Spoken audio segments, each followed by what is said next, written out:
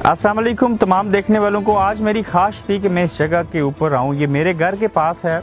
बचपन में हम यहाँ पे बकरियाँ चुराया करते थे। ये जगह आज से कई सौ साल कबल जो थी वो इंसानों ने बनाई और बड़ी मेहनत के साथ बनाई।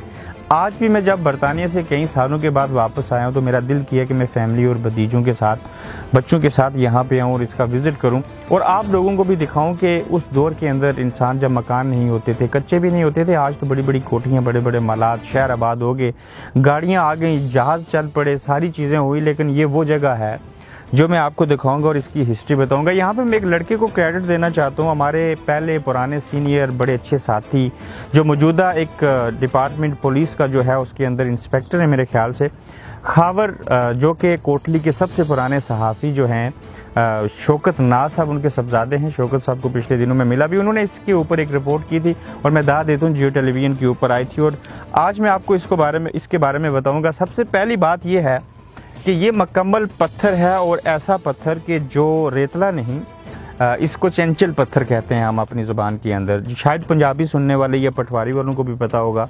आप इमेजिन करें कि इतना सख्त पत्थर है और इसकी ये सामने गैलरी है, दो इसके पिलर बनाए गए, ये इनका फ्रंट है। जैसे गैलरी होती है, फ्रंट गेट होता है, उस दौर के अंदर घर के रहने वाली जो जगह होती थी वो ये चीज़ थी। इससे कबल एक और जुमला बताना आपको ज़रूरी है, वो ये है कि मेरे मुताबिक जो मेरी रिसर्च है, या मैंने, जैसे आप एर्तुगरुल जो टीवी सीरियल है इस वक्त उसको अगर देखें या कहीं और जगहों के ऊपर जाएं या आज से 1400 साल पुरानी जो चीज़ें थी उनको ऑब्जर्व करें तो आपको फील होता है कि उस दौर के अंदर जब मकान नहीं थे तो इसको केव कहते हैं इंग्लिश में और हम उर्दू में इसको गार कहते हैं। इस गार के अंदर लोग रहते थे। मगर हमारे इलाके के अंदर एक बुज़ुर्ग हैं जिनका इंटरव्यू मैंने 2008 में किया था। उनकी उम्र उस वक्त अदाद व शुमार लगा के, चूँकि वो नेवी ब्रिटिश आर्मी में भी जॉब करते थे बतौर बार्बर, बाबा लाल दीन उनका नाम है। 133 साल उम्र मैंने 2008 में उनकी लिखी थी, जियो कश्मीर मैगजीन था, उसका मैं एडिटर हुआ करता था। तो उनके मुताबिक ये था कि जो सबसे पुराने बुजुर्ग हैं उन्होंने मुझे ये बात बताई कि ये गार जो है इसके अंदर परियाँ होती थी, देव होते थे। देव मीन्स के मेल और परी जो थी वो फीमेल। बाज़ लोग ये भी कहते हैं कि जिन्नात और परियों की कोठियाँ। आप देखें तीसरा एलिमेंट भी इसके अंदर आ गया। जबकि अगर तारीख का मुतालिया करें तो वो ये तारीख हमें ये कहती है कि ये गार होते थे और लोगों के रहने सहने की ये जगह होती थी। अब ये कैसे है, पहले ये था कि अब यहाँ पे लोगों ने कुछ लिखा भी हुआ है, किसी का नाम लिखा है, लोग यहाँ पे आते हैं, इसको विज़िट करते हैं, आग जलाते हैं। जो लोग बकरियाँ चराने के लिए आते हैं उनके बैठने की और सर छुपाने की और बारिश से बचने की जगह होती है। मगर आज मैं इसके अंदर जाता हूँ, थोड़ा सा कैमरे के साथ लाइट नहीं, लेकिन कोशिश करते हैं कि इसको मैनेज किया जाए। ये इसकी मेन एंट्री है और ये यहाँ से शुरू होती हैं। किसी दौर में इनकी कोई हदूद व क़ुयूद नहीं थी, ये बड़े दूर तक जाती थी। फिर स्लाइडिंग होती रही और जूं जूं स्लाइडिंग होती रही, बारिशें हुई तो मिट्टी नीचे गिरती रही। उसके बाद क्या हुआ कि मिट्टी गिरने से ये आगे ब्लॉकेज होगी, लेकिन मैं फिर भी कोशिश करूँगा जहाँ तक जा सकूँ जाया जाए।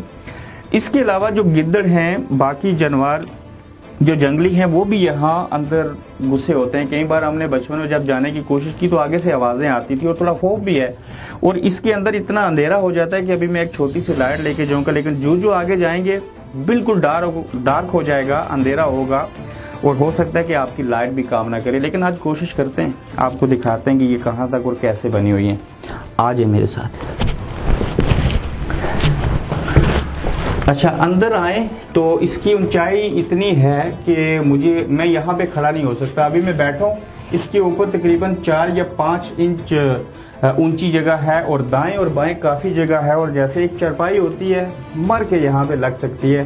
अब इसके बाद पुराने जो लोग या कुछ जिन लोगों को इन चीज़ों के बारे में दिलचस्पी है, ये समझ है, तो वो बेहतर अंदाज में मुझे बता सकते हैं कि इतनी एक ये चीज़ बनी जिसके अंदर पहले कमरे में आए। इसके बाद हम चलते हैं दूसरे कमरे में। हसनैन, आज हैं आप? अच्छा, आप यहाँ पे सैफ, मैं चाहता हूँ आप यहाँ पे लाइट लगाएं। अगर आप इसको देख सकते हैं, हसनैन इसके ऊपर कैमरा रखें। जो फ्रंट के ऊपर साइज़ था गेट का, वही यहाँ पे भी साइज़ है और उसी साइज़ का दूसरा दरवाज़ा है इसका। अब हम दूसरी कोठी जो है उसके अंदर जा रहे हैं।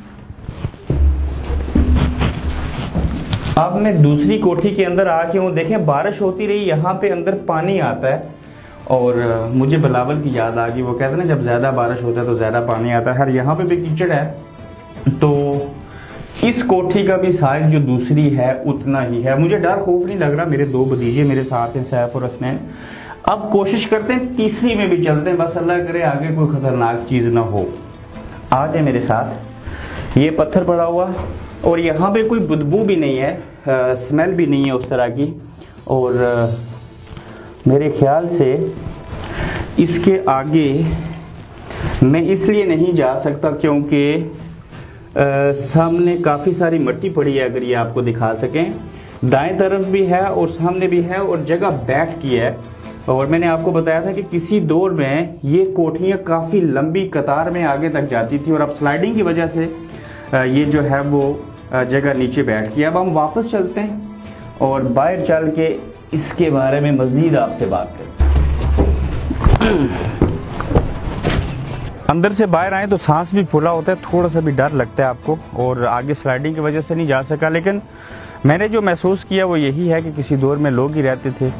जिन्नात और परियां अगर रहती थी, जो भी असल हकीकत है वो उस वक्त यहाँ पे नहीं रह सकती जब हम जैसे आम इंसान अल्लाह की मखलूक यहाँ पे बसे, चूँकि उनका बसेरा जो होता है वो इंसानों से दूर होता है, वो नज़र भी नहीं आती। तो बाकी फ़ैसला आपके ऊपर छोड़ते हैं, लेकिन जगह अच्छी है। जो भी कोई यहाँ पे आए, इस जगह का नाम मैं आपको बता देता हूँ।